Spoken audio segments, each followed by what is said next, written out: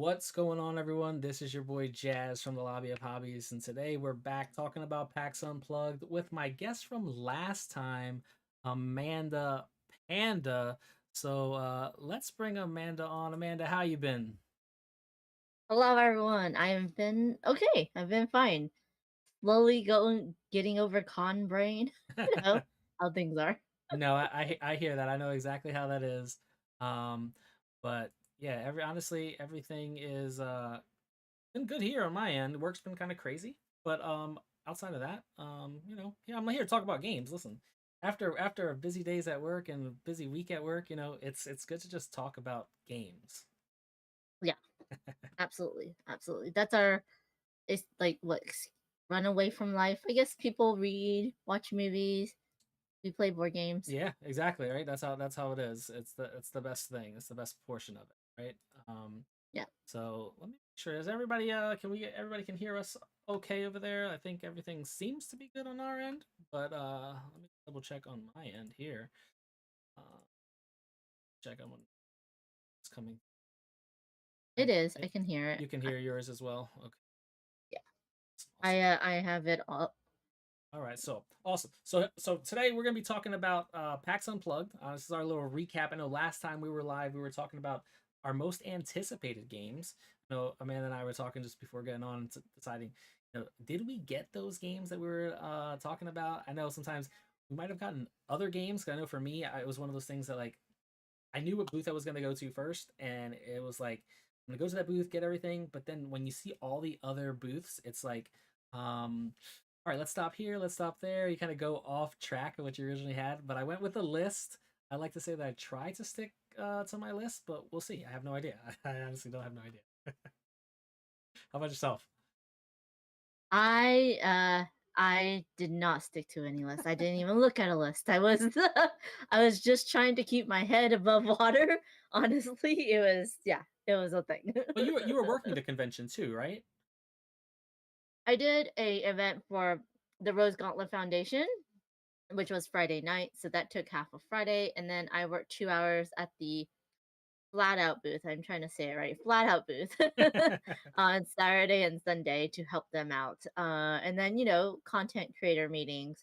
But I thought I didn't make that many meetings. I thought I was doing good. And then I realized the con got a little bit bigger and I didn't realize how that would affect everything. So, a, a little bigger. I think the convention got like I've been going to PAX since the very first PAX, and oh, this was massive compared to the first one. The first one was great. I actually went. It was one of those things where I used to play a game called Dice Masters competitively, and there's a kid my local scene um, that me and him were kind of like always like the ones that would duke it out at the local events, and he heard about this new game called Legend of the Five Rings, and a friend was hmm. going to be looking for judges. So that's how we went to our first PAX Unplugged as a judge. I was like, oh Oh, yeah, I'll fun. check it out as a go as a judge for a game that I never played before. I had to learn it before going. But it was a good experience. I saw what the whole convention scene was about, but it was definitely smaller. Um, and then when the next PAX, I was like, yeah, I'm gonna go to the next PAX, but I'm gonna enjoy it and just see what the convention is about. And from there, I've been going ever since. And this one was, oh yeah, so much going on at this, so much going on. They had an extra floor and everything, and Yep. I did through half of everything. Like my first pass was right after the pandemic, Oh, okay. where everyone had to be masked, and it was great because it was small and not Yes. everyone went, and so and I did work it. I worked it at the Arcane Wonders booth, but I still had enough time to walk the whole exhibit hall and play games. And then, that's why I loved the size. And then it got a little bit bigger. It was still good. It was still good. You could still walk the hall, exhibit hall in a day. It was fine Yep. and take your time. This was crazy because they had the exhibit hall, then they had demo tables Oh yeah. and more booths just scattered in between the demo tables. So you didn't know if you were at those demo tables or you were at the booth demo tables. And then beyond that, they had open play. And then above that, they had open play and then first look and Yeah. unpub. And then, like, around the area in the convention, they had the RPG, they had a theater, they had, like, talks and all these panels, and I was This like, "This is not Gen Con, but it's don't make it Gen Con, okay? Please, PAX. Like, yeah, let's keep it not Gen Con." it's got significantly larger. I know last year was the first year that I think it may not have been the first year, but it was the first year that I experienced PAX as going across the street to one of the hotels where some friends were staying at, and I think in their overflow, like almost like a conference hall, it's like a slash conference hall bar area where they served food and everything, where they kind Mhm. of designate that area to play games. And Oh, cool. I thought that was pretty cool to check it out. It's like similar to like Gen Con has all these conventions. I mean, all the local hotels that Hotels, have yeah. the conference rooms are just flooded with seats, and it's like sometimes even hard to get an open gaming table in there. Um, Yeah. so last year, getting away and escaping from the convention center and then going to a hotel and playing some games was good. Mhm. This year, I actually had some friends that came in the day before. Okay. They were staying at an Airbnb, so I met with them on Thursday. I had the day off from work. I met them all at the Airbnb. There's probably like 11 or 12 of us, and we just gamed the entire day, which is cool. Away from the convention center, we Nice. picked up our badges early in the morning, and because I'm local, I drove. I picked up some of the guys that were staying in the hotel. We got to our convention center, picked up our badges, then we drove. I drove them all to the Airbnb, and we just played games, for probably like 10 hours straight. Pretty cool. Um, but Yeah. once the convention started, it was like bing, bing, bing, bing, bing. Everything was so fast. Everything was so fast, like every convention. But having that like fourth floor, I didn't even know where the theater was because I know previously I think the theater I went to one time was like I think it was a shut up and sit down event or something like that. Or Brothers Murph Mhm. did a thing, and that was up on that fourth floor where they had the first look area this year. But Right. I didn't know. I don't know where the theater was. No. It was on the first floor, Okay. Okay. but the bottom floor because that was, like, closer to my hotel, Okay. and so I walked by the theater all the time. But yeah, no, yeah. But I have to say, first of all, thank you to PAX for giving me a media badge. Yes, yes, And, thank you. yes, thank you, PAX. That was very, helpful, and, we're very grateful. But Yes. also I felt like the way they did badges this year by mailing it, it made things like so snappy. Like there was no lines to get your badge. There was like even like at 8 a.m. on that Friday, where usually everyone's like getting their badge. There was no lines. All the lines at the doors were so quick. Like people were just walking through the metal detectors.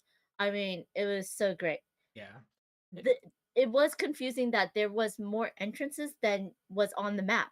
oh yeah, Like the definitely. original entrance was still an entrance you could go through, but it was not on a map. It wasn't really like p- told to anyone.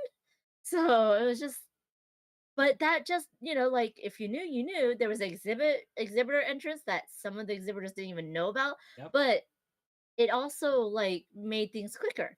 Like, Yeah. there was hardly anyone standing still waiting in line to get into the hall. So, well, to get into the convention center, I have to say. So, Yep. it was great. I think they did a lot of great things, good changes this year. Yeah. But I was like, "Oh, it's a little bit too big." I'm like, "Come on." Like, Yeah. I will agree. I know for me the one thing from previous PAX Unplugs was that there was this like massive line outside wrapping around of people trying to get into the convention center, all of that stuff. That for some reason I didn't see that this year. I also got there early, like 8:30. I was there. mhm, I like to get in there early, kind of where everything's kind of decompress a little bit before the whole mad dash into the convention hall. So yeah. I didn't see that. I know they had like the main entrance that kind of led to like the queue hall, and then there was also like this entrance off, I believe it was off of Market Street. There's Mm. like from the Philly area, it's like the entrance to like the gallery mall is kind of there's a connecting spot there that took you right up into the convention center, which is above Is the. that the one, the Rock Hard Hotel? It's right near there, yeah. Yeah, Um, yeah, yeah. That's the main one that was last year. Yeah, yes, that yes, one. and there was really never any. any lines. I did see some people Yeah, post about them being in a line trying to get in. Where that line was, I have no idea because I didn't experience it. But they also yeah. could be talking about the Q hall. Um, Mm, yeah, but yeah, there was a lot of things going on. There was like uh, D&D rooms, all the role playing stuff. I'm sure yeah. from my understanding on the list of events, there was like LARPing going on. Where that was at, I have no idea. I have no idea with a lot of the things. Where all I knew is, you know, there's every convention, no matter if it's been PAX, Origins, Gen Con, I do my best to kind of get the app, kind of map things out, put things on my schedule. And I will tell you that sometimes, like my phone, I like miss events or miss things that I was trying to get to. Um, hmm every year I say I'm gonna try one of those painting classes, and I always I didn't know miss where it. the miniatures were. They were like off in their own world. And Yes. like my friend who does that was like, this is great. We're not in that big crowd. We're not like waiting. We're not in this huge, like crowded area. We're in our own little space. But I was like, I had no idea where you were. Yeah, yeah. Like, That's the one thing I know. I have a buddy who's local to me.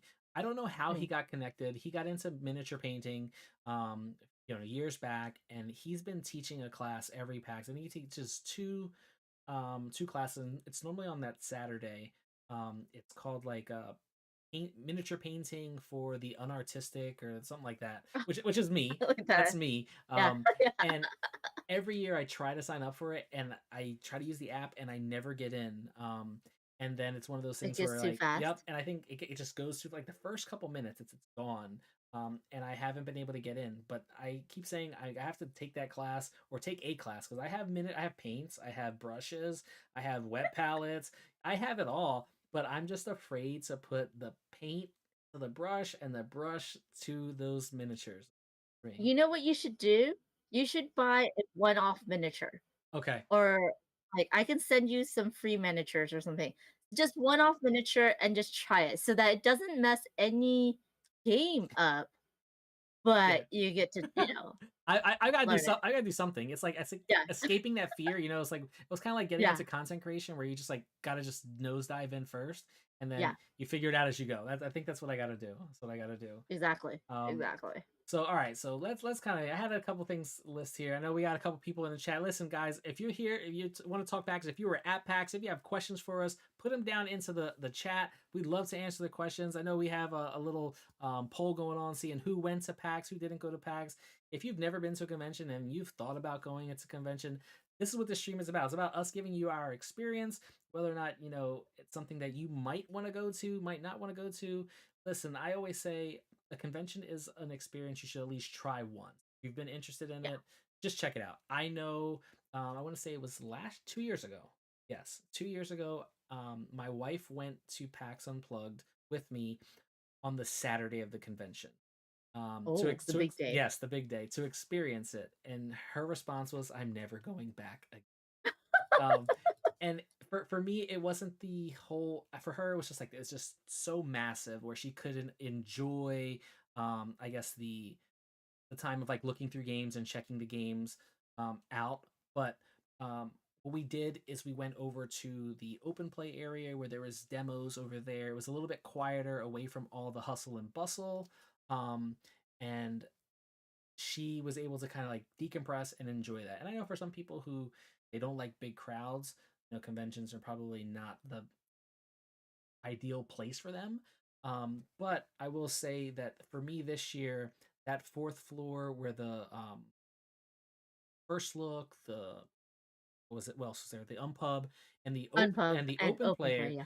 That was great for me. I spent a lot of my time there. I know some people. I know there were some mixed feelings. Though Amanda said like it was up there. It seems like it was too far away to get to some of the Unpub stuff because before the Unpub was like right out of the main hall, like in that main corridor in one of those rooms, Yeah. which was a great spot for that. I think as well because a lot of people got that. But I think for me having that room up there where it was quieter. I know for first look, a lot of the first look, there's not like teachers that are there to play the game. I know people will go on Discords and on uh, the PAX Facebook pages and whatnot and post, "Hey, or there's anybody who knows this game," and they would find a teacher that way. Have a one of those what do you call the little stanchion The signs? stand. Yeah. Yeah. So one of those things I think was it is good for, but up there learning a game right there on the spot to be able to Yeah. read the rules, that was perfect. So for me, I enjoyed that. um I know I have a designer friend, Mike Petrie, who was up there doing Unpub. I know he said he was busy teaching his game up there. Parkeneers, which you haven't tried this game out and you get a chance to, be on the lookout for Parkeneers, because I've tried this little flip and right game, and it's incredible. Everybody that I know that's played it has tried it and said it's incredible. I know he was testing it with some other content creators, other people, other designers, and man, they were all enjoying it. That's one to definitely. He said the experience for him was good. So I'm not sure. I didn't speak to other designers and get their take on what the Unpub was for them there. But I know for me, first look and open play was, it was a godsend. I know Jenna Lee's in the comments. She said it was an oasis. It was perfect up there for me. Just quiet and get some Oh, games in. I like having open play in a separate area Yeah. from the exhibit hall. I didn't like it split Okay. Gotcha. because, right? Because then you would have to say, "Oh, I'm in the open play next to the exhibit hall," versus I'm in the Uh. open play Yeah. next to Unplugged. Also, if I just walk through open play, I'd be like, hey friend," But then I did the split. One of the great things about Unpub is you just randomly bump into friends, especially for us streamers and YouTubers, right? We just randomly bump into people we know. This year, I didn't bump into like half the people that were there. You know what I mean? Yeah. And that was my thing. Like if you had all of the open play and first look up there, and then maybe a pub next to the exhibit hall, so that then you would be able to see more people and you would be able to like hey like meet and like, oh, let's go up there, or you're Yeah. walking around the first look and just randomly say, oh, do you want to play this game? That's great. And I think that was the magic of PAX Unplugged, is it was just big enough, but almost everyone was there and you could just bump into people and just have these magical moments with people. Yeah. But I could definitely see that. I can definitely see that because yeah, I know for myself, um I didn't. There's a lot of people I didn't know even attended, and so I saw other content creators post. I was like, "Oh, you were there! I never got a chance to run into you." Um, but before we continue, I see see everybody. James, what's going on, friend? Up in the chat. No worry about being late. hey Listen, James, hey, James. we have a scheduled start time. It doesn't mean that we start like ourselves. We start on time. I know me, but we get you go into the flow as we go. My buddy Dave, who's from my game group, talking about Parkeneers. Yeah, it's a this flip and right. It's a I split. You choose mechanic, and choosing attractions to put in your park, workers to put in your park. It's really cool. And Mick, what's going on, family? Like I said, yeah, a panda might bite. What's up, I do fam? not bite This, unless you're holding something yummy in your hand. uh, I don't bite. and of course, Mick and Grant watching. What's going on, Grant? The Grant the Wizard. That's your nickname, Grant the Wizard. Grant Um, the wizard. Getting their video game fix, and you guys are always gaming it up. If it's not board games, it's video games. That's awesome. Thanks so much for joining, guys. But yeah, we're just talking about PAX Unplugged. For me, I know I was able to day one link up with Dwayne from Blackboard Gaming. Like we linked up early in the convention, and we were talking. We said, he's like, what do you need to go to first? I said, I need to go to the Sashi, and Yep, that so was my so first choice that too. that was Yep. that was my first booth to hit up. And give you a little bit of like thing. I didn't want to go into that queue hall, like, because that queue hall is just long. I was in the area where like the CGE room and stuff was, because I had a meeting with CGE the first day on Friday, and it's completely away from the entrance to the queue hall. So I was like, I'm just gonna wait for one of these side doors to eventually open. And he says, yeah, it's gonna open in like 10, 15 minutes after they kind of clear the queue hall. So it's like, all right, no problem. I'm not here to just rush and bulldoze people over. But me and Dwayne were just there talking, having a good time, and like, Speaking of Dwayne, yeah, yeah. Oh, there he goes. Like right at the right time. Look at timing, Dwayne. What's going on? Look at and OFPG family Maurice in the house. Look, Maurice. This is and a this is a, Jenna. this is a voices reunion. What's going on, Yeah. everyone? But yeah, me and Dwayne were there sitting there just talking, and we're like, oh, we'll just wait for the door to open. And out of nowhere, it must have just been like God sending this awesome like way because the door opened and we were able to get through. I don't know how we just followed the sea of people entering and we just boom right to the Sashi and Sashi booth. I want to say we're probably like I don't know, probably the fifth people in line there. Perfect. But Well, besides all the exhibitors that went oh yes, yes, before the exhibit yep, all opened, all there was of the like a exhibitors. good a lot of us. Yes. We had a little like it was More Games Please Ross. It was Eric from What's Eric Playing, Oh, Eric nice. Yoko, and then me, and I think Phantom was there, but Okay. like a lot of us were there like right before because we were working it. And it was yeah, we bought a lot. I think there was like a couple other people, but we were there like right up and they're like, oh, okay. And then I came back later and like things were sold out. I was like, oh, I feel bad. Oh They yeah. did not bring a lot, but I loved how Sashi and Sashi brought Daryl Chow from Ori Yes. Game. Yep. They linked up together from Oregon, and going into we talking about the first booth we stopped at. That was my first booth, and which had the Mine too. my number one most anticipated potentially pick up at PAX Unplugged, which was Come Sail Away. Unfortunately, they did not have it, but They um didn't bring it at all, yeah, right? they out of print. They're getting a restock in January of the new year. Mm. So, so what I just did, I picked up Bus and Stop, which was on my list. That went up. You picked up this Picked up Over over Park. part. Yep, from Daryl Chow. I have that one as well. Which was on my list. That was like my number 6 to pick up. I picked up 1 a.m. Jailbreak, which is the newest release. Oh I think this was yes. at Tokyo Game Fair Yes. Autumn. Oh yes, I also have Remember Our Trip. Yes, which is I designed. got it signed by Yes. both Sashi Oh, and Daryl. so did I. Mine's on the inside. I got them signed by both of them as well. Look at that. Ding. All right. Twitties. But that was one that I really wanted to get out and play, and I also picked up In Front of the Elevators. Yeah. Yeah, look at that. Look at that. Look at the 20s. And I'm a And then I huge had to pick this one up because I like this version, even though I yes, also have photograph and a yes, little Sashi signing. yeah. So I'm a huge fan of that as well. I also own Photograph, and since they didn't have Come Sail Away, I was like, purchase copy as well. Yeah. So it's like I love the artwork. It's just a great game. Having 2 copies, it's awesome. Oh, you got the Sashi and Did Sashi you get bag. it? I did not. Yeah. That's awesome. I love it. I It's love it. huge. That's what I It seen. was I saw like pictures perfect. of it. Wow, There's a big flap, and I don't know why, but there's a big flap with like, that's I guess massive. because it's open, you can put it over your games and Okay, it won't get wet. But massive. huge. That is It's so durable too. Such a good. huge. Oh yeah. Let's see who else is up in the chat. Mike Petrie, he's the designer of Parkeneers. He's up in here. What's going on, Mike? Don't worry about Hey, being Mike, late. It's all right. Um, hit me up. I want to play it. yes, yes. Um, let's see. Let's go back up a little bit. Guys, Nick, you guys having a Yes, that's snowstorm Nick. over there? Yeah, there's a. Oh yes, we did play Flip 7 with Phantom, me, Amanda, and Dwayne. Fun, great game. We had a good time. But where's my I purchased the copy, so I have the regular copy, but I was able to get the promo copy here, which I got 2 copies I think of that, which is incredible. So I have one always on me, and I also have one I keep at the house. But that's the first game I taught my 5-year-old daughter. Like, Daddy, pick up. Oh, So we've been playing. I'd probably say we probably have maybe almost 10 games under our belt, just me and her. yeah.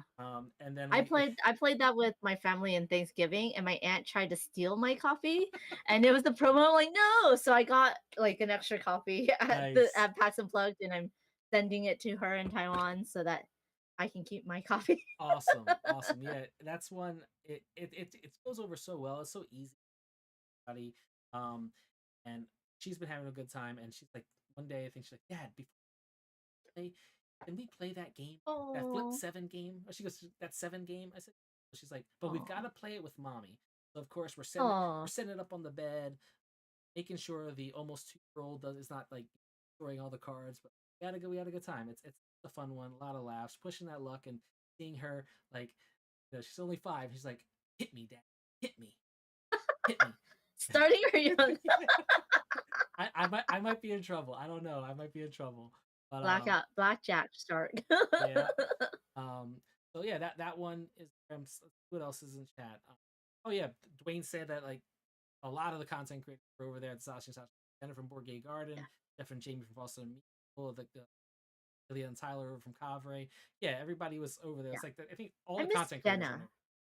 I did not see Jenna, but I saw Foster the Meatball. I saw um what's his face who now does content for, oh my gosh, he does root content and Oh, villainous content. Sam over there, Lord of the Yes, I Boards. saw Sam with Yes, Foster the Meatball. They're usually together. But I miss Jenna. But yes, yeah. yeah. I saw Jenna for the first time there at the Sashi and Jamie. I didn't see Jeff and Jamie the whole rest of the convention. Um, but I saw I ran. Before You Play was there. Yeah. Yes, they were there as well. Awesome. It was yeah. Monique and Naveen were there, and that's why I saw a lot of times Monique and Naveen saw them around playing games a lot. So yeah, there was a bunch of people. My idea was day one in there get that I was anticipating to. After that, walk the hall Just for a play little bit. game. Me and my buddy Dave, chat, and after going there, we went up to that open play area upstairs. First look, and one of our other friends from our game, his friend who Chicago were up there. We just joined with them, and we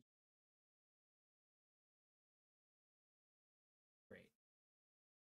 Mr. Coaster's in the chat. Mr. Coaster, we didn't get a chance to see each other this time at I didn't PAX. get to see her. Oh no! But again, it was crazy, but it was great. It was a good time. Um, I kind of agree with you with the sense of like not running into the people that you kind of want to run into. PAX was one of the body kind of one thing that I did noticed was in the previous ones um was that remember Chris, was it Chris from Charity Board Gamer used to have that one meetup. um Yeah. I do In the CGE room. Yeah, Yeah. so we used to do it in the CGE room. I think people are saying that the audio's a little low. Let me know, Well, guys. that's I yeah. just brought it up a little It bit. sounds better. Okay, awesome. But yeah, we had a good time with that. That's one thing that I do miss about the convention that we didn't get a chance to do. But yeah, that was it was great. He does it at Gen Con now. I Yes. just don't think he can do it at both cons. Yeah. I would agree. I think it's hard. Um for me, Gen Con is just one of those conventions I don't get a chance to go to that often. It's just Hmm. it's just more of a distance. Um, and I think when my kids get probably older and I can probably take them, um, yeah, I think that's one thing that I would look You to go just need back to to. stop moving away from your mic or pull your mic closer Here because we every time you lean here we back, go, it guys. gets a little. There you go. All Oh, right. ASMR time, radio time with Jazz. Yes. All right. But yeah, also while I was over at the Origame booth, another game that was on my list to check out, but that I didn't get a chance. I didn't even notice it the first time. I think I was so overwhelmed with all the games I wanted to see there and buy stuff. But this has been on my list to get. Lone Wolves, which is a two-player trick-taking game. What's like a lane battler. This one I'm excited to get to the table. I do like a good lane battler game. So yeah, that was my first booths that I went to, and then right after that I went to Oink. I had to get Hmm. get the new Oink stuff. Hmm. Yeah. Yeah, of course, getting the new Oink stuff. Moving Wild and Souvenirs of Venice. I picked these up. Super You excited for. didn't get the one that was the Push Your Luck submarine one? The I did not get that one. Souvenir of Venice, and then the new, you know, the one that you're like going down to get Um, treasures and then coming back up before everyone runs out of oxygen? yes, yes. I have the moon one here. Yeah, Deep Sea Adventure, right? there you go. I think they had a new version of Deep Sea Adventure, and Yes, that with the Souvenirs of Venice was the newest too. correct. I do, I Um, do, I but do I think. like the other one. Yeah, Moving Wild. Yeah, It, Moving it's Wild. it was one of those things I saw them have it. They had like a what do you call it? Like a promo going on with it, and I was like, tell me what this game is about. The bright orange cover just gets me. Um, It's and fun. I love the hippo. And they said it's like it's a drafting game. Think like Sushi Go and everything. I was like, okay, yes, Sushi Go. I don't own a copy anymore. I gifted that copy. I gifted my copy of Sushi Go Party. Oh yeah, let's go. I said Mike's there. Sorry, because Oh Michael yeah, said yeah. something. So. How did you like the Lord of the Rings trick taking game?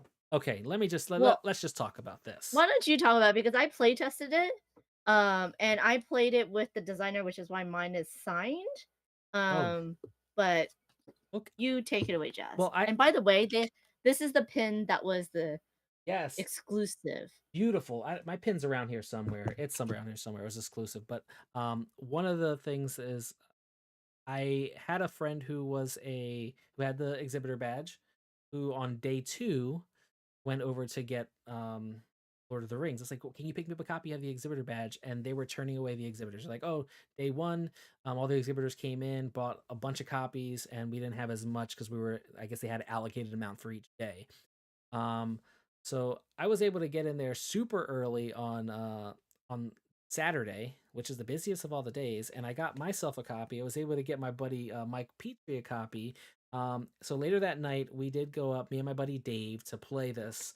Um, and let me just say, I'm a huge fan, huge fan of um, Lord of the Rings, and I love the crew, but I haven't got a chance to play it as much as I would like. I haven't played through all the missions. And All this the missions of Lord of the Rings or the crew? of the crew. And this we played Okay. the first 4 missions and like we just wanted to do more, but it was like let's play some other stuff. But yeah, this is incredible. This replaces the crew for me. Um the just the thematic tie-ins, the way everything works, it's like chef's kiss. I'm excited that I got a copy of this one. Simply for that pin alone and for the promo mission that they had in there, the promo scenario. Mhm. Yeah, it's it's stunning. It was the hottest game of the convention, right? Hands off. It was the hands down hottest game of the convention. Everybody was trying to get there. Um Jenna says, "Is it more than the crew with stronger theme?" I would think it definitely is more than the crew. The mission, even like a 2-player game. I played it with 2, and I thought it was great. It's almost like there's what you call like a dummy player, where pretty much that you create a like a tree of cards. Think of like 7 Wonders, where there's going to be some cards that are going to be face down, some cards that are going to be face up, so you can kind of see what the third player, the AI player, kind of has, and that AI player is working together in conjunction with you. And you are you and your partners are deciding, hey, what are you guys gonna play, and how you're gonna play first. And I love the element of kind of being able to cooperatively have the table talk without saying, "Hey, I have this card," right? Um, but how you gotta manage that AI player who's on your team, but having the player powers, the character powers, where certain characters have to be on that mission, and then you can collectively choose a different one to have in. But you have the trump suit, which is the yellow card, the ring cards, The right? One Ring. And then the The one One ring Ring. is the one Yes. that rules it all, right? It's the one thing. So, and what's cool about that is you can play that one ring to be like the super trump, but you can also play it to not be the super trump if you choose to. So it's a maze situation dependent on what you need to do, and you have to complete your objectives. Okay, so this character has to win this many tricks or has to have these specific cards in their hand. But when it got to I won't even spoil anymore, but it's just good. It's just good. It follows the books well. Like Oh the yes. the designer is a very big fan of the crew and a big fan of Lord of the Rings. So he really tried to make sure the missions follow the books on who goes on the mission and where they are, and that it does ramp. So the Okay. first few missions might seem easy, but it's to get you into the trick taking mindset, Yeah. and then it will ramp up, because I know we never passed level 12. You'll have to tell me if you ever can pass level 12. Because that one seems to be one of those sticking points, but I think that he really tried it. And I think you will really like, yeah. If Yeah. you like the crew, if you like trick taking, if you like Lord of the Rings, yeah, it's very thematic in that the characters that go on the different missions follow the different scenes that you're going through on the book. So, Yeah, I think this is the year for the Lord of the Rings. Let's be real, like oh yeah, a the lot. the Lord of the Rings, the dueling, the what's the other one, the Duel of Middle Earth, um Yeah, that that's which game is that like that's the the like expansion of? I think it's like that re-implementation of Seven Wonders Duel, There we go. and yeah, Seven Wonders it's Duel. Yeah. that one is great. Like that replaced Seven Wonders Duel for me.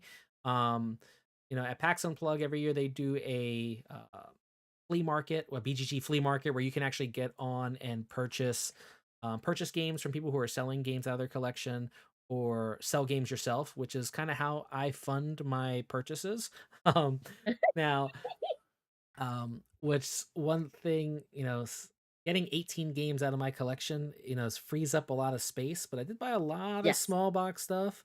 So I came back with more than 18, but let's just say would like to say that they condense a lot smaller than the 18 Hmm. games that I sold. So I made shelf space, just brought in more Yeah. games. But prior to that flea market, which happened on the Friday of the convention, I want to say the week before, a week and a half before, I did play the Lord of the Rings, um, Duel of Middle Earth, and I said, okay, this is going to replace it for me. I put Seven Wonders Duel, which at one point was in my top 5 two-player games of all time. That just tells you how much I like the Seven Wonders, the Lord of the Rings battle or Duel of Middle Earth. So that tells you how Yeah. much that one's good. And this one here, like it replaces the crew, and I do really enjoy the crew. Um, but yeah, those are some of the games that I did pick up. I did pick up the Radlands expansion. I don't have it with me. It's in the. I was able to fit it into the other box. Um, and then I saw Jenna and Mike and Dave talking about Ito. I picked up Ito, Hmm. and this one is great. We got a chance to play it with Jenna. Got a chance to play it with Mike, Dave, everybody at the convention. This is the one that's like I picked up day one, demoed it with Bree over at Arcane Wonders, and then I bought a copy and was playing that with anyone I could possibly play with. It's just fun. It's know the mind I and like how they wavelength. changed things though. I Like from the from the original game. original. I mean, yes, the original was smaller, Okay, but it was a little bit harder. Like because it's cards instead of like a fold out booklet. I feel like it's a little bit better. I just streamed it with Bree and Jackie Fox, okay. and we made up our own categories, and it Oh, was did you? hilarious, and it was so much fun. Yeah, Yeah, I think it's one that I'm gonna teach to the family this holiday. It's just great, a lot of laughs. Just one of these things where it's like I forget who were we playing. Play HQ. Allison and Daniel had walked by our oh yeah, table and we were playing, and it was one of those things where it's like I forget the clue. The clue was something like Satan and something else, right? And they're putting the cards, and it was like, and I forget the prompt. The prompt was something like something that you don't want to be around or something that you don't want to have anything to do with. And all I remember is they were walking by, they saw us playing, and they just immediately stopped, and they were like, okay, how does this game played? And they watched us play that oh hand, and they jumped right in. And it was just one of those things that people can collectively see the laughter at the table, but flipping over those cards to see whether or not you got them in the right order, it's just a yeah, lot of things, a lot of side talk through the convention where it was just something that was brought up later. It was just great. Get a chance looking for a party game. This is probably one of my go-to party games now that I'm gonna. yeah, definitely a great one, and a classic. I feel like it's gonna stay in everyone's collection, Oh, or at least be in your in your bag because it's a great icebreaker too. It is. I think it's one of those things that it has cards in there that require you to act things out and be silly, right? Oh And yeah, that's different. Yeah, the family cards. yeah, Yeah, so the family cards, I think that's it's good to have that when you have a family. But what we did, some of the people we didn't know that were just jumping and playing, we just kind of took those out, or even if yeah, we saw a prompt that we just didn't like, we just went on to the next card. Um, yep, and it's good that you can kind of just cater it to your group. But also, what's fun is that it's a great game. There's no necessity to like feel like you're competitive or have to win. You just play it for the experience. And sometimes that's one thing I love about this hobby is you can pick out a game and just enjoy it for the experience. Yes, agreed. Yeah. Agreed. Agreed. Queen. Everyone, yes, Ito is a great game. And if you don't know, you might find Japanese versions running around that look totally different. Yes. But I think there's like 5 or 6 versions of this game right now. But I have to say, Arcane Wonders did a great job. Um, like changing it enough that it is different that you could have a older version of Ito and have their version because they did change it enough with especially with the acting out cards and instead of having the prompt cards being in the rule book it's just cards which makes it easier. Yeah. um Definitely. Mike's talking about Fuego and Combo. Combo is I think oh, like that. Combo is a reskin of it's one of the dinosaur surfing game. It's like surfing dinosaur on the Oh, cover. And I know that one. really? Yes, that That one's out of one? print. That I one's out of love print. that I've one. never played that one. It's been out of print, but Combo is supposed to be a reskin of that game. I didn't get a Oh, chance to good. I'm play it, glad. but I know a Hmm. lot of people were over at that booth. That is Happy Camper Games, right? They're the ones who brought Hmm. over Trio, which is that Nana reskin. Yes. Um, Yes. so I know a lot of people were walking around with that game at the convention and playing that one. So that's one I want to definitely get a chance to check out. But Fuego Hmm. is the new trick taking game from Keymaster, which I have a copy. I purchased a copy prior to PAX, and it was one that caught me by surprise when when I saw the trick taking video. I was like, you know what, I'm gonna definitely pick this up. Look, James talks about Surfosaurus Rex. Yes, Yes, Surfasaurus Rex. yes, Yes. I definitely. I enjoy Surfasaurus Rex. It's a very fun game. I'm glad they changed it up and brought it in. So Yeah. So, but Fuego is another trick taking game, but it has that when you play with two players, it has that same kind of element that you of a third see in player. of a third player that you see in the Lord of the Rings trick taking game, where Okay. there you also have cards that are gonna be flipped over and not flipped over. Um, and since we're on the topic of trick taking, Dwayne, how did you get fishing? I want fishing so bad. okay, Everyone's like, you yeah, need to get fishing. yep, But I think it's gonna be called fish or fishing. fishing, yes, Um, it's gonna be yes, called but it's that. a Freeman Freeze green game. Yes, So yeah. I will I admit, wanted- Amanda, I think we talked about it, I think on Saturday, right? When we said we were discussing our list and we talked about what games we picked up, what we didn't pick up. And I said, there's one game on my list that was probably my top to pick up, but I didn't mention it in my video when we did Yeah, it because I didn't want everybody to run to that booth and go buy it. I yeah. found out that they didn't have it in stock. So Zulu Games was supposed to bring a copy of Fishing. That's the game that I really wanted outside of the Sashi and Sashi stuff. But their shipment from I think that they purchased from Essen didn't come to the States in time for PAX Unplugged. So So sad. they did not have it. But me and Dwayne did get a chance to play it in the first look area, and it is amazing. It is one of those uh, deck building, trick taking games that you think, how does this work? But it works. The game progressively ramps up. So it's a typical, your first hand is typical trick taking. And then new cards are introduced based off of how you know, play your hand, and it's like you can go really have a really good hand and think, oh, I won all these tricks and all these points round one. But starting in hand two, there's going to be other players that are going to get more powerful cards in their deck. So you might be like not winning any tricks until like hand five or six. Yeah. You immediately pre-ordered it, said Dwayne. Yeah, he didn't have it, but he immediately Oh, pre-ordered I it. did. Yeah. I came home and I pre-ordered it from Miniature Market.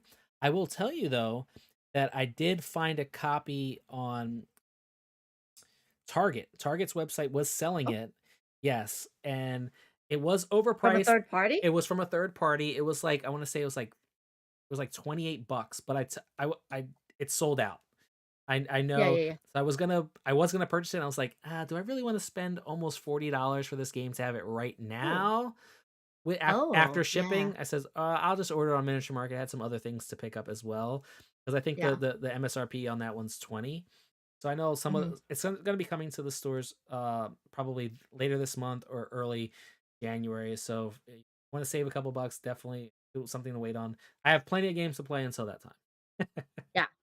I mean, this year, last year, man, trick-taking games, like, Oh, exploded. Sears catalog, Rebel Princess, oh, yes. all these great trick-taking games, yeah. Yes, Cat in the Box, yes, Michael. Do you have the deluxe giant version of Cat in the Box?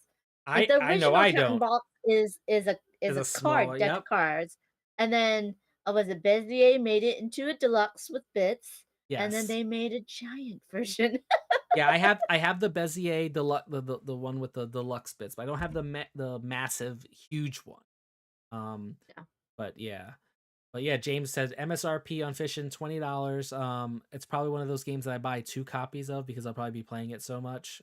There's just certain card games I just buy a lot. I don't sleeve my card games for some reason. Mhm.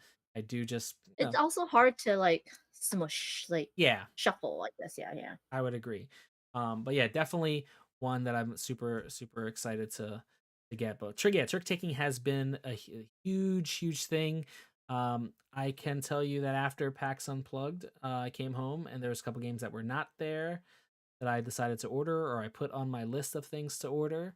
And a lot of them are trick taking games. A lot of them are trick taking games. I know Tricky Imports is one website that brings a lot of stuff from Asia or some stuff that hasn't got distribution here in the United States. So I've been on that website making my list and all these different things. But yeah, that's one. Oh, Mike. Oh, copy for Christmas of which game? Fishing. Say no more. And if you don't like it, you just give it back to me because it'll get use of my collection. So Um, you've talked a lot about small games, but what was the biggest game ooh. then? Your biggest purchase? All right. So the biggest purchase game. Do I it's in the next it's in my other room, where my main shelf is. But it was a game that I played on Thursday before the convention. One that I heard a lot about. I played it and I said, "All right, immediately playing it again," and that is Fromage. Fromage Oh, was I my really want that that one. was my big purchase. I know that they have it retail, but I had to get the deluxe copy. I played the deluxe copy with that little lazy Susan. It just makes it adds the element of the board, making it just easier to kind of turn everything. But that simultaneous worker placement, yes, that's the cheese one, Mike. Um, Yes. it's that simultaneous worker placement that also has that element of the um your workers not coming back to you immediately. They can come back to you the next turn. They can come back to you 2 or 3 turns from now. So you have to really strategically plan how you put those workers out. Think of like Zolkin, the Mayan calendar, when you're putting your workers out. Mhm. And the longer they stay out, the more you get in return. But you're also going to be missing out on some things because the board is split up into 4 different quadrants.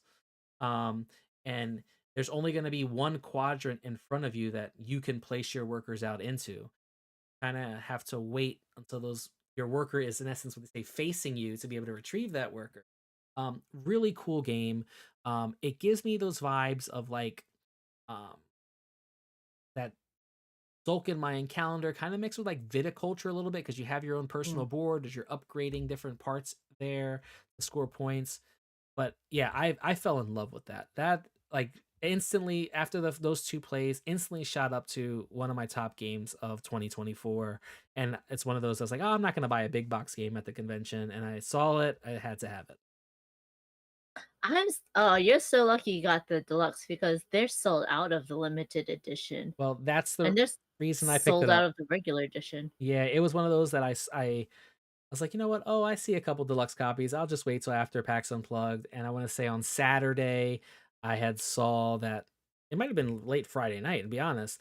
I looked at PAX, I was looking for it online and it said sold out. I was like, the deluxe copy. I was like, all right, so I guess I just gotta buy it here. So I went right over to Zulu because Zulu stayed open later than the convention hall because they were not in the actual convention center. They were with the open play. And I went right over to there, picked up a copy, I said, I'll take, I guess, the 5 other small box games that I was going to purchase here and purchase this instead. you gotta pick and choose, right? You gotta pick and choose your Wait, what was battles. the 5 box games that you were gonna purchase? Now we have to know what got replaced. Hold on. Let's look. Let I make notes. I have this notes on my phone of what games I pick up or I'm going to pick up or need to pick up. Let's I think see. Overparked is my biggest purchase. Purchase, yes, purchase. I'm just trying to remember what else I got, but oh, it might have been.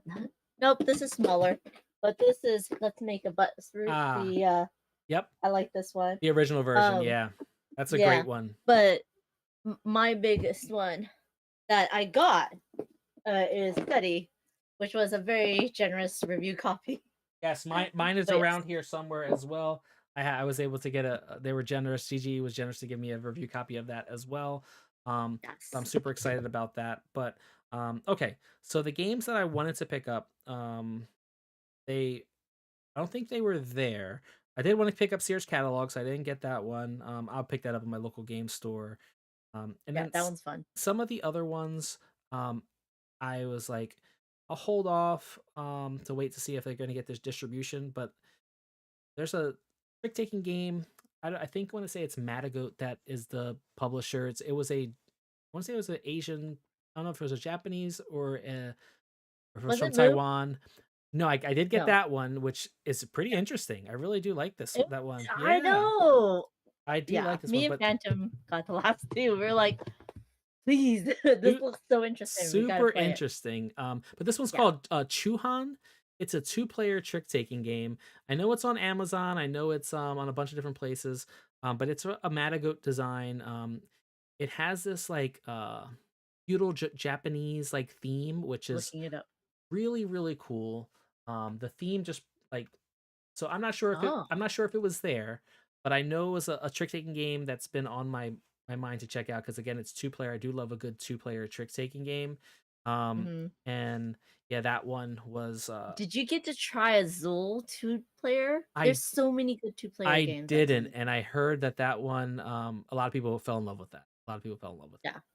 Now the two player there's a this huge two player buzz right of the duo or the dual versions of certain games, and I know Res Arcana is one that's recently kind of was like I gotta add that to my collection to have more Res Arcana stuff. But then I'm thinking about like, do I really need it? Because Res Arcana plays by itself plays really well at two. I think the Hmm. only reason I think I would probably get it is because it's like a small box. And I can just like Yeah. it's Well, so standalone. does Azul. Azul plays really well at 2 as well, It does. It but does. I don't I didn't get to, like I saw it, but I didn't get to play it, so I don't know what the changes are. But it's Yes. just like well, like, I think Seven Wonders Duel is way different than Seven Wonders, Correct. because Seven Wonders plays, like, 7 people and Duel is 2. But I love Duel over Seven Wonders, so Yeah. And I think that is some people's biggest thing. Like for me, if I'm gonna have that like two player experience, or that two player only version of a game, it has to do something different for me. yeah. And I know for the Res Arcana stuff, and I do really enjoy Res Arcana. From what I've read, I do have to read the rule book a little bit, but the dual version or the duo version doesn't seem to change much of the gameplay. I think it's the same game with just different cards and maybe a mechanic here or two. So I'm not sure Yeah. it's gonna be driving me to go pick it up. Um, but yeah, let's see what else in the chat. I see a couple people. Dwayne's talking about fromage. I know we were talking about getting it, and I said, Dwayne, you just got to get the deluxe. If you can get the deluxe, get it. So looks like his game store is going to be getting it in. Um, I know James. We're talking about the Tricky Imports. Yes, that's the website, and New Mill Industries, both good sources for some games from Asia. Great stuff there. And then yeah, Dwayne talked about he picked up Flock Together, which was his biggest purchase of the convention. That was the one that is I has the really wanna try that that's one. the I kept on artwork. seeing it. Yeah, Andrew Bosley. Yeah, I it didn't know looks so anything about good. this. I knew nothing about this. Yeah. I love Andrew Bosley. I love the Everdell artwork, the Unconscious Mind artwork. Um, but yeah, that's one. Dwayne was telling me But it about was it. expensive. I Oh think it yeah. was, like, a little bit on my budget.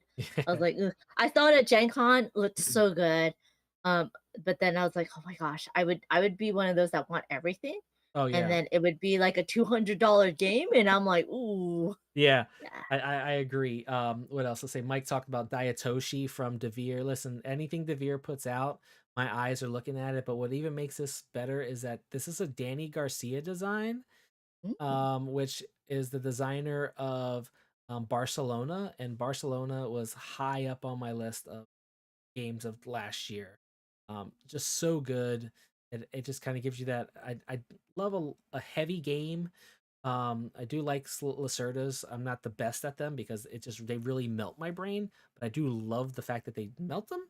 Just can't Yeah, I can't get my hand around the strategy. But I yeah. want to say it's the Lisboa mechanic where you're kind of moving things like that grid of movement. That's what the Barcelona had. It was really really cool, and anything like I never heard of Danny Garcia designs, and that game has put all Danny Garcia games on my radar. I didn't get to check it out, but man, the Veer has some really great brain burners. But it's not fire, it's just smoke.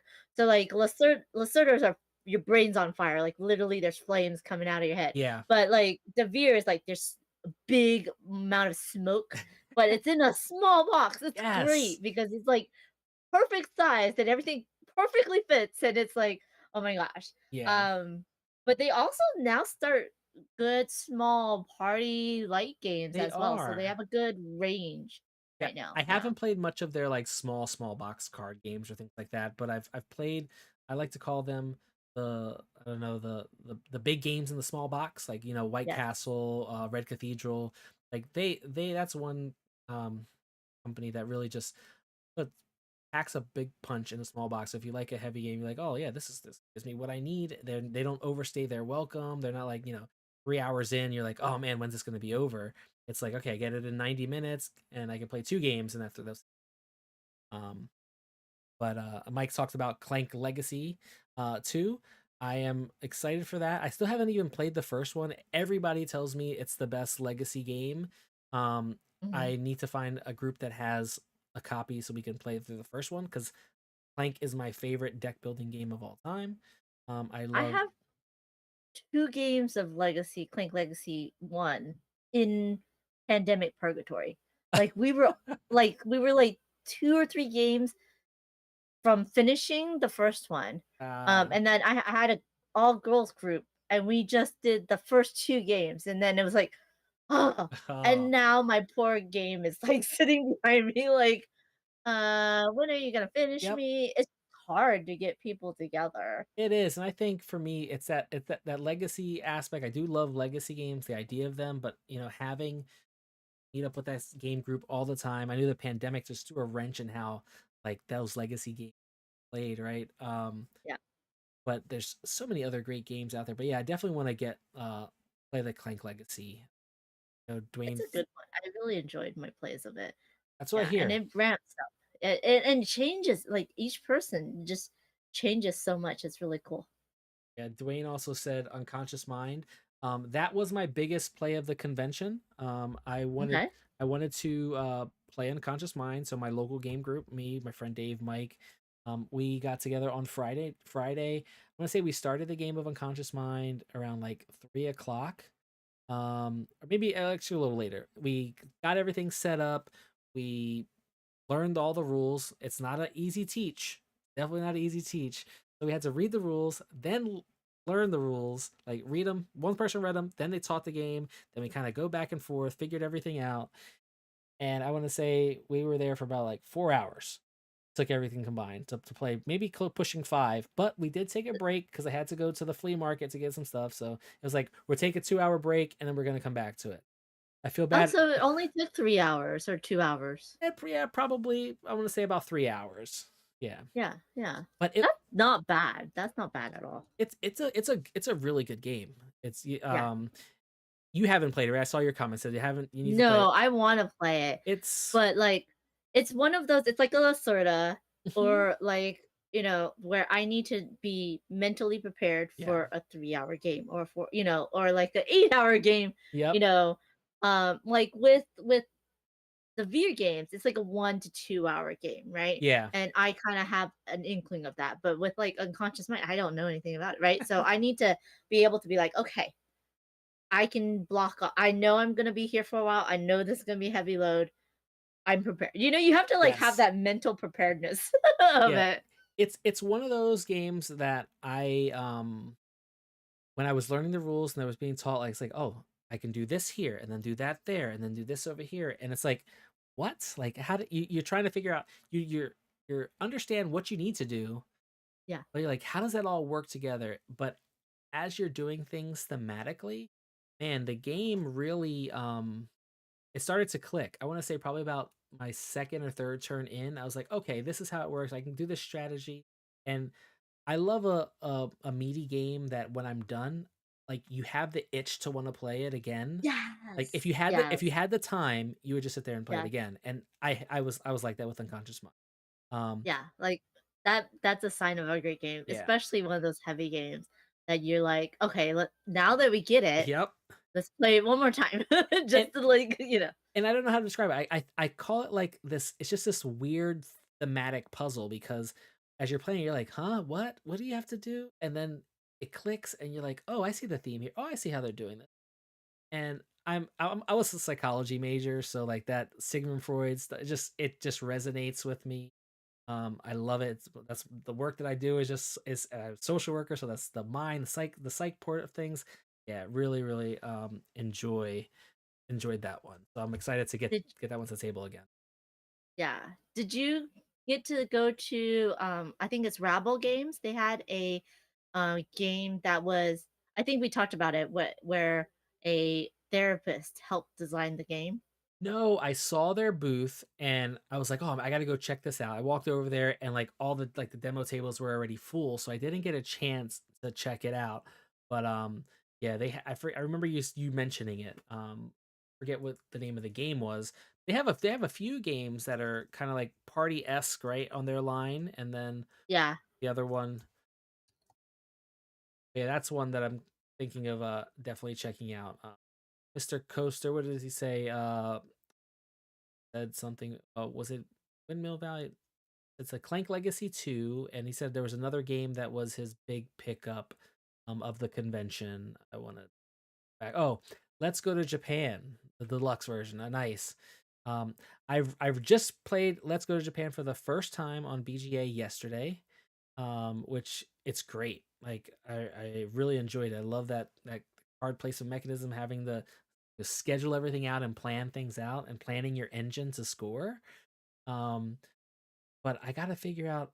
I think while I was playing it on BGA because it's an asynchronous game, I forgot the rules on how the The s- the the icons trains. work. Well, not the icons, the Oh, the trains are, trains. oh. So I know there's Oh. there's a way to be able to get trains that score you bonus points, but I forget exactly how it works. So I If gotta you figure get that out. 3 of the same icon on the day matching the icon of the day, you can get a Okay, train. that's what it is. All right, Yeah. now I know because Yeah. I lost by 1 point Oh, no!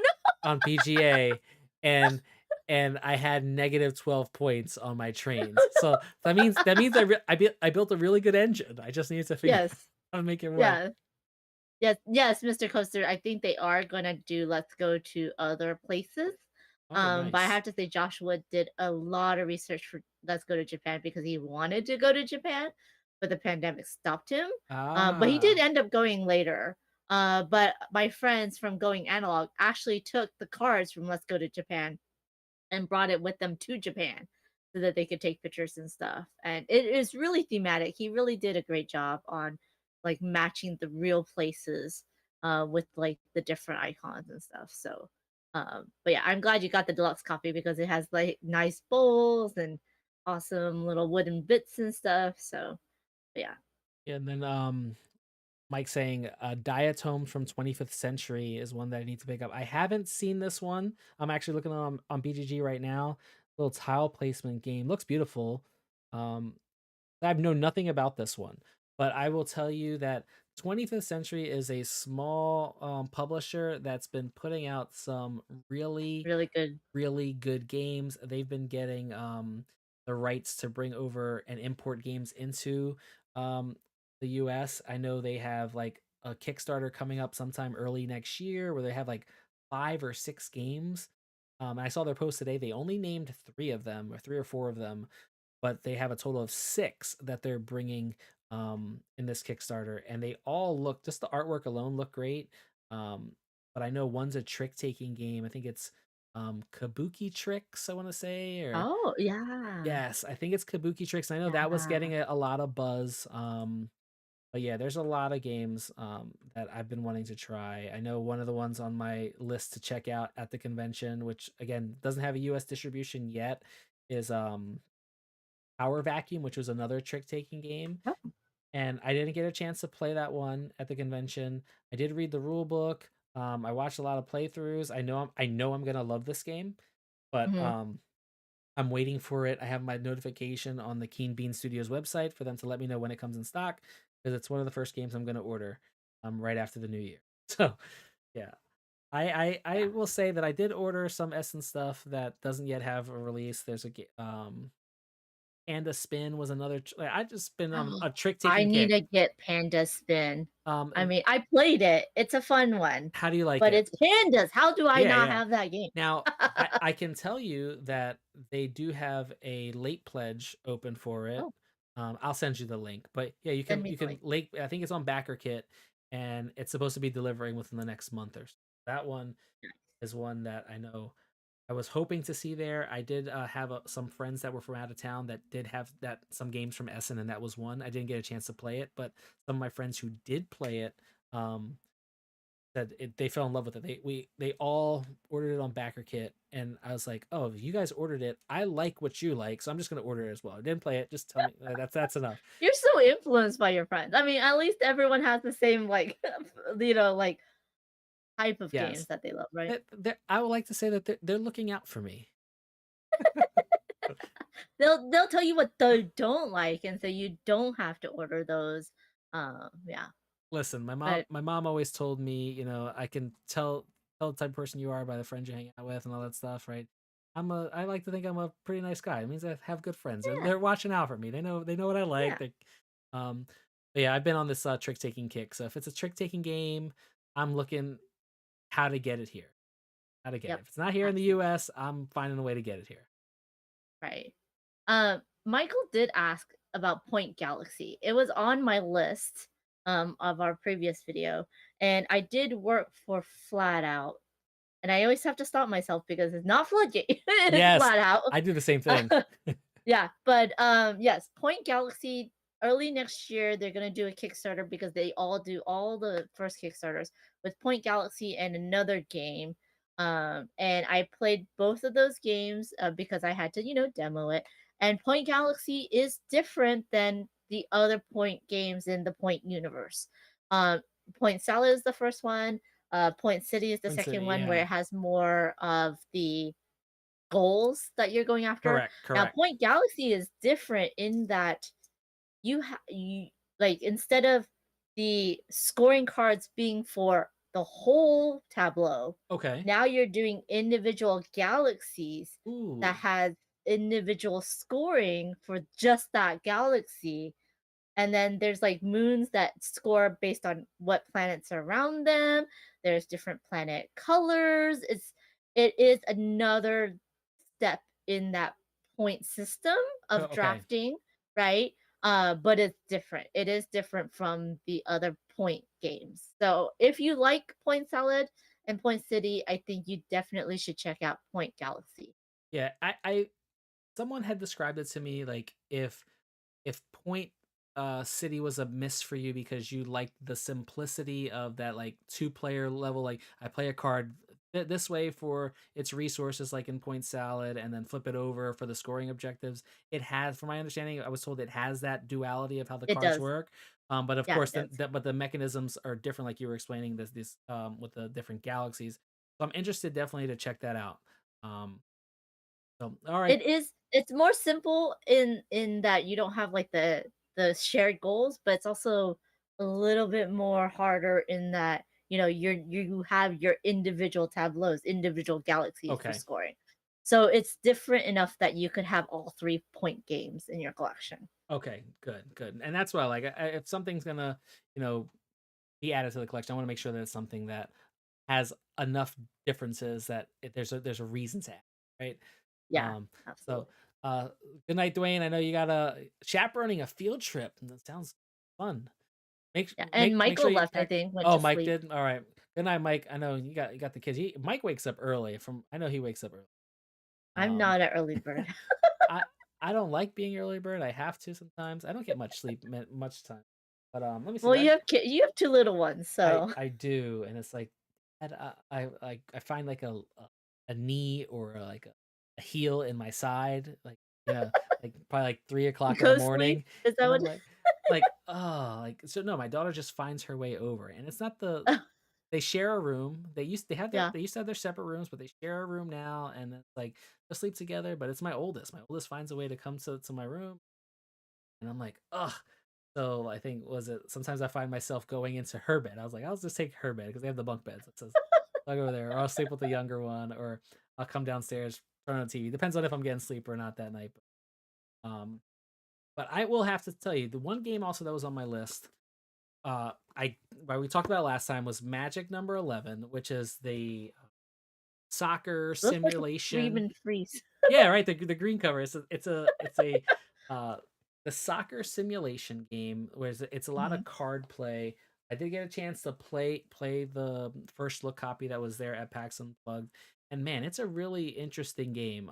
It clicked for me. I do like sports, but if you don't like sports, like the mechanisms of how it works, and it stays true to the idea that like the soccer games are close. Like you very rarely do you have like a runaway score, right? In soccer, the scores stay relatively low. It was we went to at the end of the game, it was a 4-4 tie. So like Oh, the game says like the rules said you can just end it in a tie like traditional soccer, or you can do a shoot off, right? And that's what we did. We went into sudden death and we did a shoot off and penalty kicks, and I lost. But it's fun. It's fun. It really is. And it's like there's those that little anxiety angst, and you flipping that card over. Like, are you gonna score? Is it gonna be a goal or not? So yeah, it was one that if you like that those like little uh, you're waiting for that card to flip over that anticipation. It's definitely one worth checking out, even if you don't like sports, but you can appreciate the mechanics of a game. It's fun. I'm not gonna say it's like the best sports game out there, but it's definitely the best. I don't see many soccer games, but it's definitely up there with some of the top sports themed games that I've. I haven't. You have to do a top five sports themed game. I haven't played that one. I didn't play the baseball one, Oh but I did play Hoop Gods, which is the yes, basketball one, I and have that played one Hoop was very Gods. thematic. Yes, Yeah, yes, I have played Hoop Gods. Played Rap Gods as well. But yeah, there's some. I have to play some more. I'm not sure. Did I honestly play five? I don't think I've probably. yeah. That sounds like how many is out there. There's not many, but I will look. I'm gonna look to see, and maybe I can do a top three. I definitely can do a top three, Yeah, but maybe it's top five. Let's but you see. can't do a top three if there's only three. No, no, no, no, no. I'll have to at least play 10. I know there's definitely 10 Yeah. sports games out there. So yeah, that's one that definitely gotta check out. But yeah, also I picked up the I'll say it lowly, but I picked up the Bingo board. My daughter's got to be sleeping by now. But yeah, this is the soccer dexterity game. That's one of her Christmas gifts. She's a huge Ooh. soccer fanatic. She loves soccer. Only 5 years old, and she's like, Dad, let's play soccer. Um, and I'm not good. My wife was a soccer player, but yeah, it's a fun little flicking dexterity game, and it was good to see that they had a small booth, but they sold out fast. I was there Nice. day one, but I had another local friend who was there with his son for all 3 days of the convention, and his son fell in love with this dexterity game. He's like he was there, I think almost every day for like 30 minutes, just like doing pickup games with people at the that were walking by checking it out. And lo and behold, I don't know how this kid does it. Everything that I've seen this kid sign up for, he wins. They signed up for a drawing, and on the Oh, last day nice. of PAX, he won the board that they had that had the PAX Unplugged logo on. So I'm like, Oh, uh, cool. I was like, Benny, every time I see you, you're winning something, and you know, He has that luck, huh? yeah, little Yeah, little I had little. a friend that was that way too. I rarely win anything unless I either don't want it or I have to really work for it. But my friend, he just enters anything and he wins it, and we all we look at him and we shake our heads Yeah, and we're it's like, "Mm." it's like yeah, it's one of those things. But let me see what else we had talk. So we talked about some of the games that were biggest. Anything that you demoed that you really enjoyed at PAX? Got a Did chance? I demo any games? You were There is oh, no, I did. There was oh, wait, can I talk about it? I think I can. Yes, I can. But what is the name of it? It is leaving my mind. I will go look through my pictures real quick, okay. because I I don't have my phone. Okay, I'll look through it here. But yes, there is one game that I demoed from coming from Asmodee, but Okay. it's a European game that they're bringing over, and it was really good. I really enjoyed it. So yeah, I'll go check my pictures so you can talk about what was your favorite demo. Okay, so my favorite demo of the convention, I got a chance to play like a s- uh I guess a truncated playthrough of it, but from Kids Table Board Gaming Layers. Oh, Um I yes! heard so many good things about It's so this good. game. I had a chance to I didn't get a chance to play it last year. I know they brought it last year to PAX Unplugged. They had Yes. a media event where people were playing. I had my daughter with me, so I didn't get a chance to play it. Um, but everybody kept saying, "Have you played Layers yet? Have you played Layers yet?" Helena over at Kids Table and Sean over at Kids Table, were like, "Have you played this yet, Jazz? Did you get a chance?" I said, "No, not yet." I said, "I will be back to play this." And I know I texted Dwayne, and we were supposed to play it, and we were in line. It was like I was like maybe 30 minutes in line waiting just to play this game. I was next. And I was like, you know what? I'm not moving from here, Dwayne. He goes, he's like, I have a meeting to go to. Oh, there you go. You got the prototype. Um, Yeah. and I was like, okay, Dwayne, I'll let you go to your meeting, but before you leave, I gotta text someone. So I had a local friend who I knew was there on I think just Friday and Sunday. I was like, hey Carlos, where are you at? Are you local? Are you around? He's like, yeah. I said, meet me at this booth. I need someone to demo this game with. And we played it and we had a blast. It's the It's so good. little dungeon crawling, little ex dungeon But you create exploration. the But maze for the yeah, other person. it's like It's Battleship, Battleship. but Yep. dungeon at Battleship, which is so great. Super I gotta cool. go look at. Yeah, it has this that element of, you know, building your dungeon, going through your dungeon, fighting monsters, setting off traps, all of those different great things.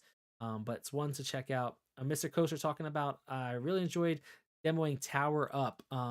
That's one that I'm curious to check out. I know, from my understanding, it's like one of those like good, welcoming entry level gateway games, kind of like Ticket to Ride, from what I'm hearing. But that like that 3D table presence, seems really cool. But yeah, that one, Tower Up, is one I definitely want to check out. I look at the box and it's like one of those things like, it doesn't seem like, No, doesn't it's really very grab fun. you I in. like Tower Up. But I hear a lot of good things about it, and It's I good. didn't get a chance.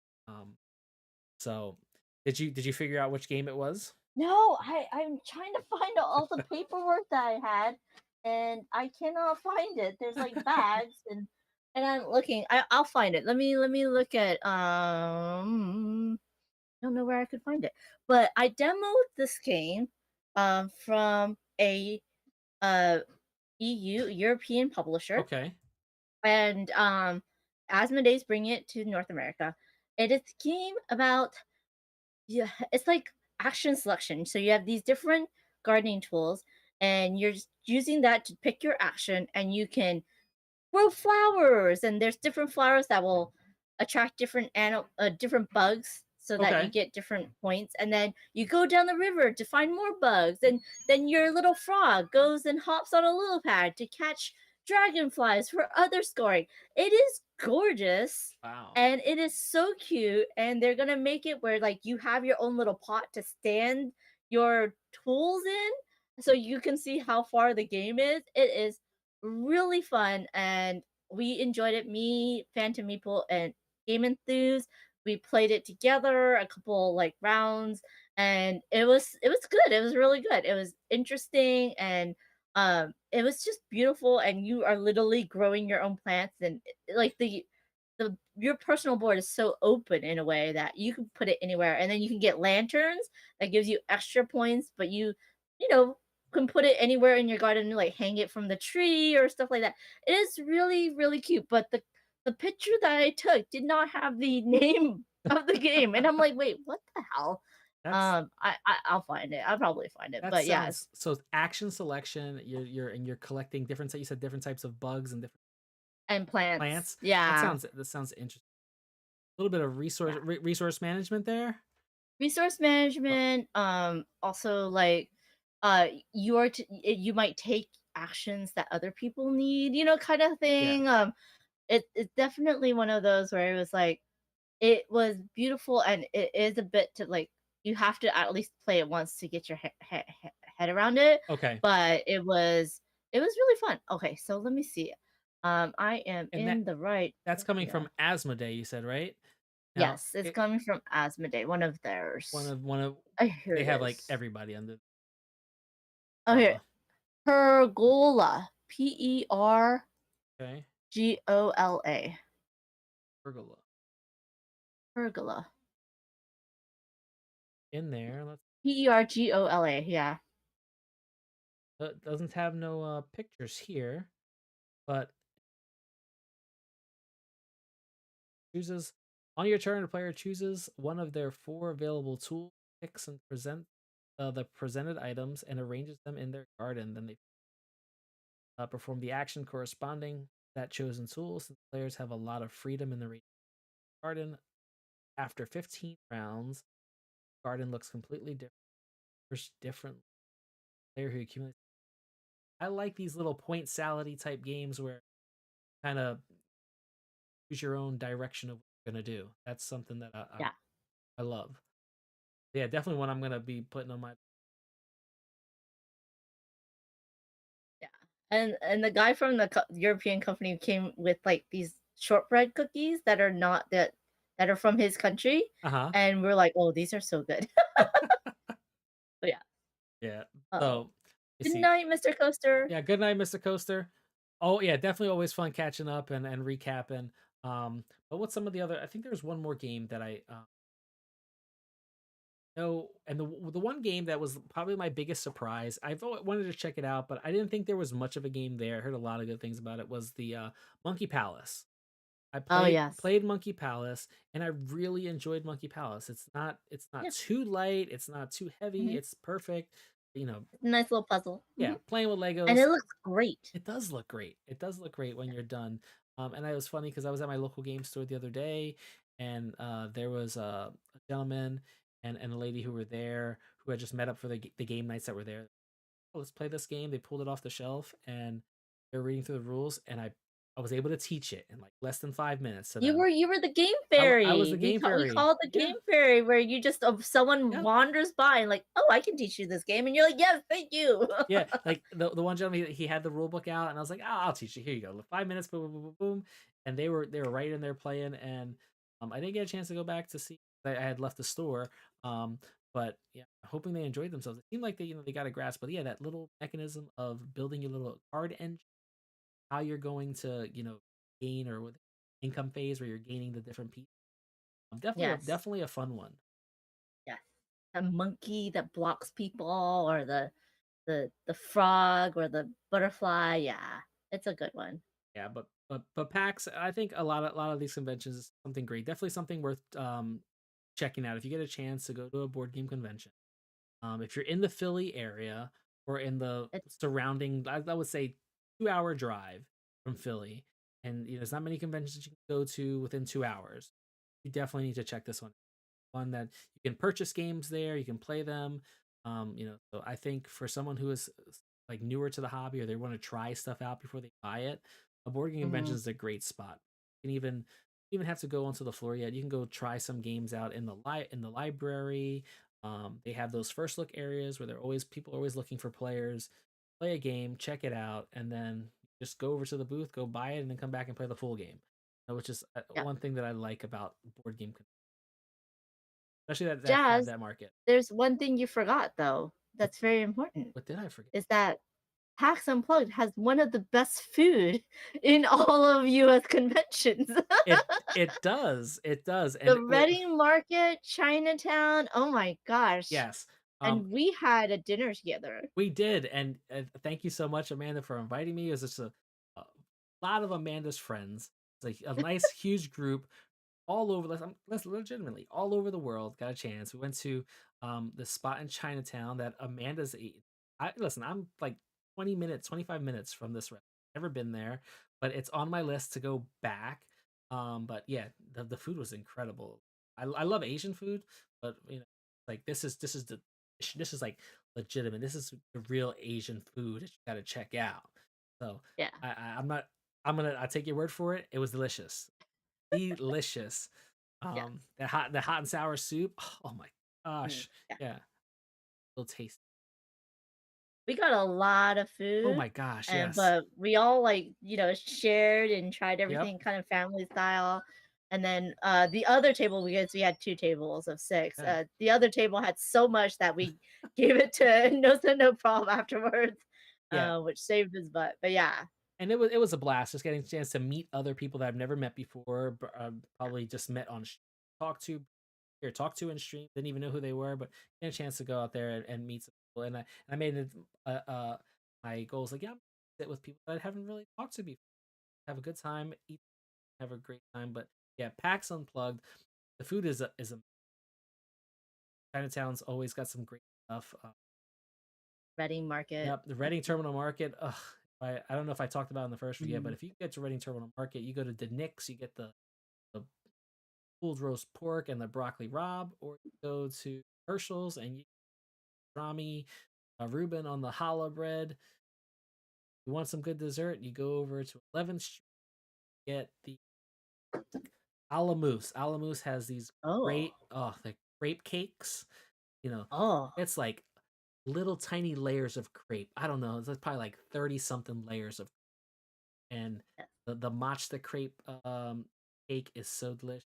They make this mango ice cream homemade in house Mm. that is to die for. I need to go. I need to go get that. Yeah.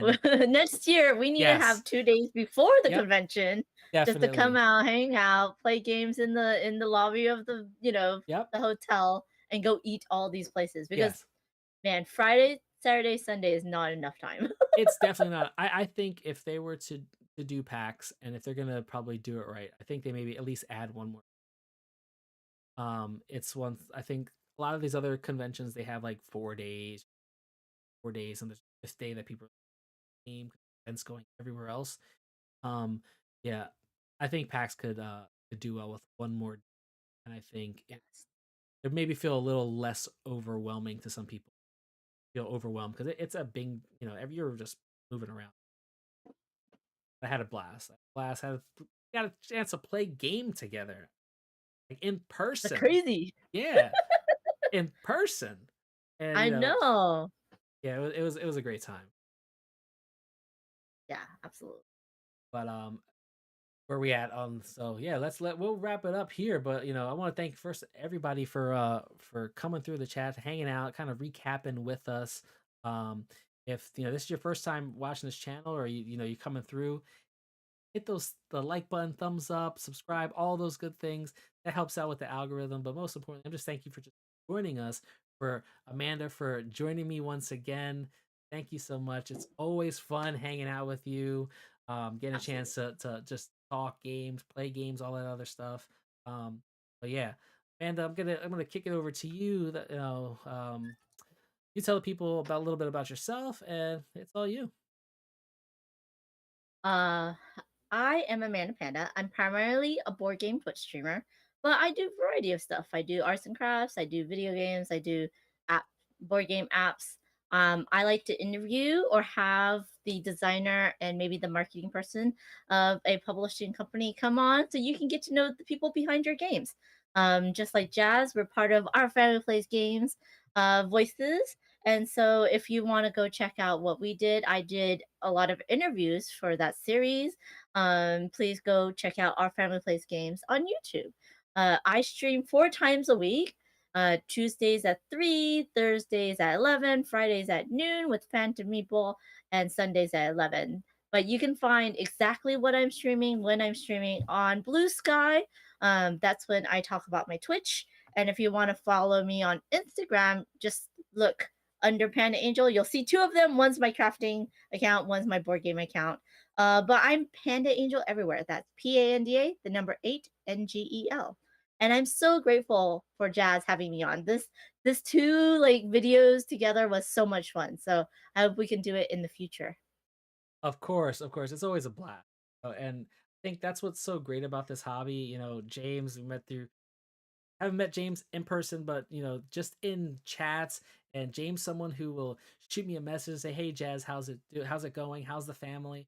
And you get to meet people, and you really build these relationships, digital gaming through a bunch of different um, live streams and just YouTube comments, a bunch of that stuff. You get to finally meet people in person, and it's like you just click and you game, hang out, talk about life. It's just really great. That's one thing I enjoy about this hobby. um I'm very thankful that's a part of my life, right? Gonna meet Yes. great people, meet great friends. And it's one of those things that you haven't seen somebody in over a year, and you meet at a convention once a year. You just have a blast Yeah. and see more people, and that's what it's about. It's about creating community, um friendships, and getting from all backgrounds to the table. You can have as many differences as possible, all welcome at my table. And it's like you can just have this commonality of. And I think that's one thing that I love. Put your differences aside, have a good time, and then get a chance to talk. And then maybe those differences no longer become differences. Find a little bit of common, that ice that definitely a little bit rock hard when you meet out in the world somewhere else, right? But that's one Yeah. thing I do love about this hobby, and it's been great. Kind of that's my goal always been here at the channel, just to meet people, and introduce them to different hobbies. My One of my favorite is games, but if they have a different hobby, let's talk about it, right? And have a good time. Yeah, Mhm. Amanda, it's always great. So, um, we will. This is not the last time you're gonna be seeing Amanda here. So she's like, "Jazz," as I said, "I'm gonna be coming back doing content creation," and she's one of the first ones to respond. She's like, "You know what? Just sign me up. Just let me know what you want to do, when you want to do it. We're gonna work." And look, 2 streams back to back. But Amanda, so appreciate the friendship. Absolutely. I love it. Thank you so much. Yeah, it's been wonderful getting to know you. And just I'm glad we finally got a game together. Even though Yes, it's Flip 7, we finally got a game together. With Dwayne and Phantom, who's now part of our family plays games. yes, But I think we need in the future, we need a publisher to sponsor an our family plays games convention so yes. that we all can be in the same place Yep. at the same Yeah, time. even like Yeah. a meetup where we can all get together Yeah. and do something where maybe it's at one of these conventions where we do an OFPG Voices meetup, and all of us are there, and we can just meet each other for the first time all in one place. Also, In just so person, yeah. yep, in person, so but the community as well can see different content creators, different people that are out there trying to spread the love of this hobby. So Mm. that's what I do love. Again, thanks so much, Amanda. Appreciate it. You're very welcome. But for those of you, this is the lobby of hobbies. All right, this is all about just spreading love of the hobbies that you enjoy, allowing people just to discover those hobbies, sharing them with others, and hopefully they discover that something out. But again, this channel has definitely changed a little bit. You're going to see me streaming more frequently, less videos. There's going to be probably some short form content on YouTube, probably on Instagram. But down below, you see those different links. Follow me at those things there, and you can kind of follow along with what we're doing. But yeah, check us out. We will be doing streaming, looking to do every other week. We're looking at Tuesday. My personal schedule is probably Tuesday or Wednesdays are the best day. So we don't have a set day, but it's gonna be Tuesday or Thursday every other week. I'll be streaming with other content creators, other friends. It might be family. Who knows? It's just people that I enjoy being with, playing some games, or it might be some solo game. I might even have the chat join in games with me on board games and things like that. But you're gonna see a lot of digital play here as well, because that's why I want to focus on games that have a nice digital implementation. Because again, some people may not want to spend the money to purchase a game. They want to try it out first, and things like Board Game Arena are a great platform for that. So thanks so much for checking us out. I appreciate it, and I will see you guys on